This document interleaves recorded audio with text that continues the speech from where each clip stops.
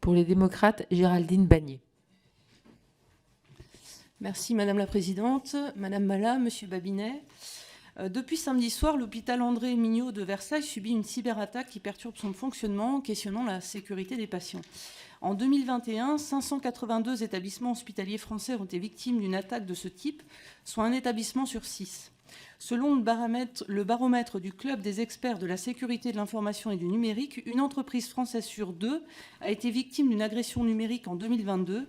Ces chiffres posent évidemment la question de la fiabilité et de la conservation des données. Au niveau européen, la question de la sauvegarde des datas se pose également, notamment en ce qui concerne les données financières. Le Conseil de l'Union européenne a d'ailleurs avancé sur le sujet la semaine dernière en adoptant le règlement sur la résilience opérationnelle numérique du secteur financier, ou règlement DORA. Il permettra au secteur financier européen de rester résilient en cas de perturbation opérationnelle grave. La sécurité des équipements permettant la conservation des données est également en question.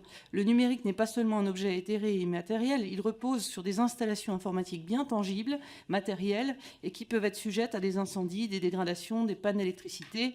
Elles doivent en plus être régulièrement renouvelées. La question se pose donc au niveau national et international. Comment garantir la sauvegarde à longue échéance des données de santé, des données ouvrant des droits sociaux, comme le nombre de trimestres cotisés par exemple ? À l'ère du soupçon et des fausses vérités, c'est aussi la confiance de nos concitoyens qui est en jeu. C'est sur ce sujet que je voulais vous interroger. Merci Madame la députée.